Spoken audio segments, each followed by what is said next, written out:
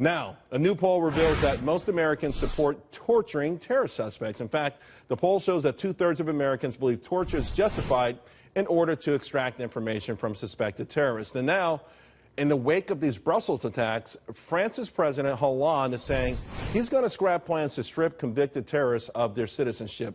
Seems a little odd to me. I mean, it seems like it's opening the door for more attacks. We got two topics and two of the best to tackle them. Carl Higbie and Captain Chuck Nash. Captain Nash, let's start first with this torture thing. The American public wants it. We've seen what happened in Brussels. We saw what happened as these arrests mounted after. I mean, this is the virtual race against time. We are racing against the clock every single day, and this may be the ultimate tool, no?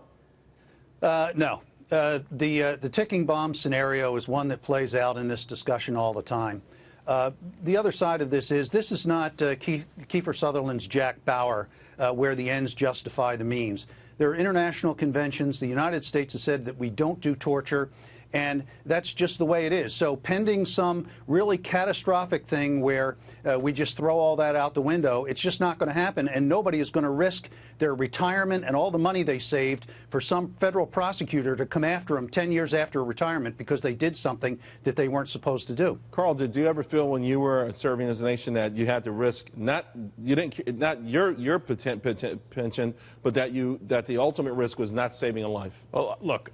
First off, you're wrong. I would sacrifice or potentially sacrifice my retirement or pension to do that to terrorists because I believe it does get the information out of them. And even if it doesn't get the information out of them, who cares? They're terrorists. They're here to kill us anyway. So I don't have any respect for these people, and I don't hold them in any regards whatsoever. And I don't think they have the same rights as afforded to American citizens. What do you make of that, Captain Nash, that somehow these terrorists or would-be terrorists should be treated like American citizens? Well, I don't think they should get the same constitutional right as an American citizen. Of course not. But by the same token, when you use the state to impose torture, what you're saying is you're ordering people to do it. Now, your other guests may be very happy to do that, but to then put that on somebody else to actually go down and engage in torture, there are other ways to do things. The ticking bomb scenario is the one that I mean, Jack Bauer and the CTU, it all came from there, right? But in the end, is it really effective? It may be, but some of the folks that we had in Gitmo, we had them there for a long time, and they drank a lot of water. All right, let me ask real quick, guys, about France. And they were going to say, they had a constitution that they were working and changed to the constitution. If you committed an act of terror, you lost your French citizenship. And believe it or not, they blinked. They don't want to do that. Doesn't that invite more terrorism, Captain Nash?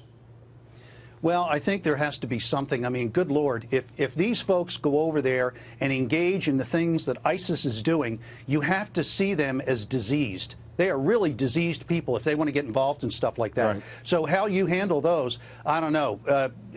The whole stripping of citizenship and making someone stateless, I don't know if that's it. I mean, better to just lock them up and keep them locked up or don't let them back into the country. If you commit a terrorist act, you made yourself stateless in my mind, Carl. That's my plan, too. I mean, look, the fact of the matter is France and a lot of Europe, I think, is probably a little too far gone on this right now. They've already let the people infiltrate their governments, their societies, their neighborhoods, and they're not doing anything about it. So the fact of the matter is, take their citizenship or don't, France is in a lot of trouble either way. All right, guys, let's leave it there.